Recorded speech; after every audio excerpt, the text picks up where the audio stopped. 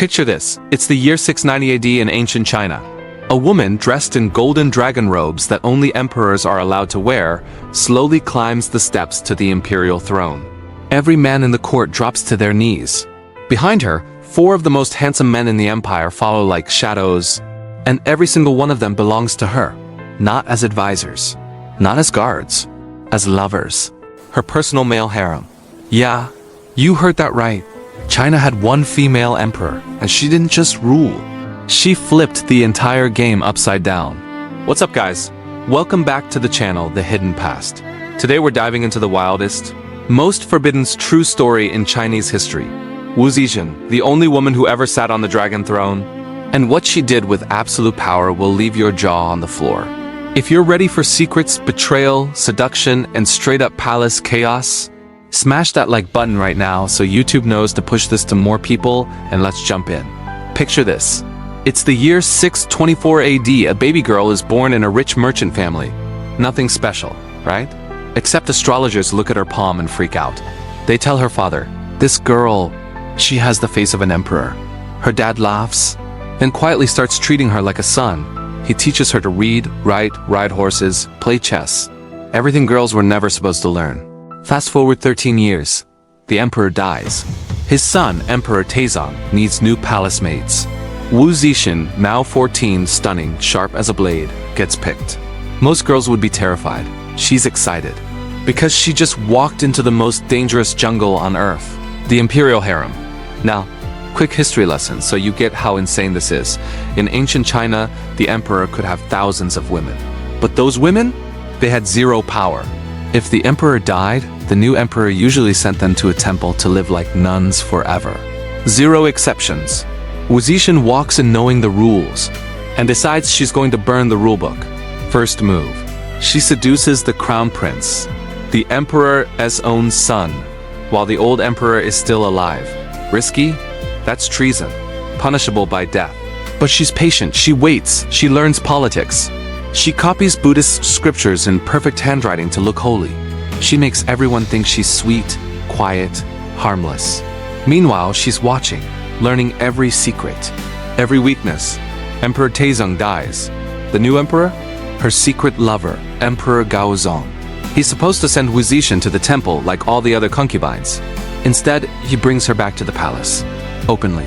The entire court loses their minds. This low-rank concubine dares to return? His own wife, Empress Wang, and his favorite consort, Shao, team up to destroy her. Bad move.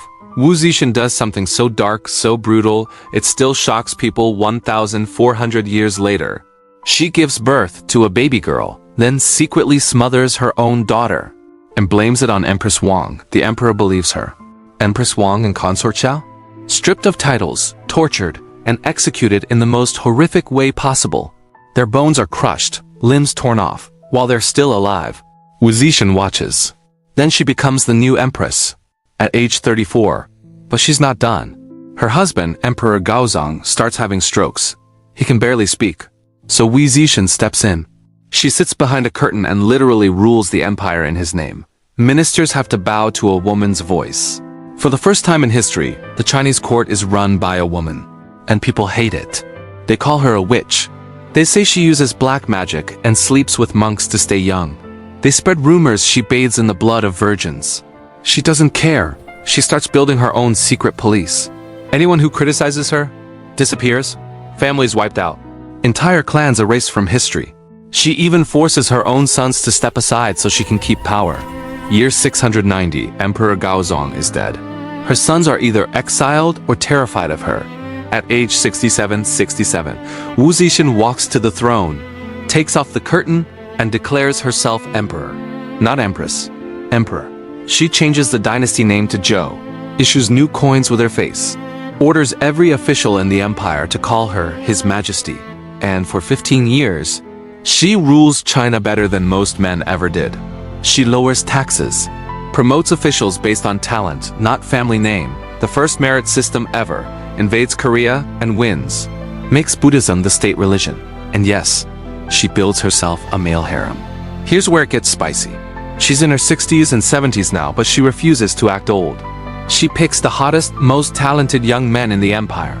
Two brothers, Zhang Yuzi and Zhang Changzong, become her favorites. Poets, singers, incredible in bed, according to palace gossip. She parades them openly, dresses them in silk, lets them ride in her imperial carriage. The court is furious. Old ministers write letters. This is disgusting. A woman with boy toys? She laughs, then has them executed. But nothing lasts forever. She's 80 now. Still sharp, still ruthless, but her body is failing.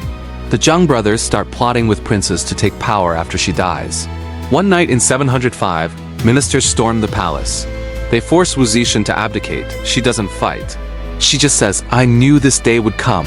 3 weeks later, she dies, peacefully, in her sleep. Her enemies rush to erase her.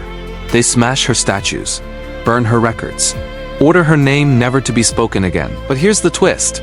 They couldn't erase her, because 1,400 years later, we're still talking about her. Wu Zetian, a palace maid who killed her own baby, murdered empresses, slept with half the court, and became the only female emperor in Chinese history. Was she a monster? Or was she the ultimate survivor who played a game rigged against women and won? Drop a comment right now. Do you think she was evil or a genius?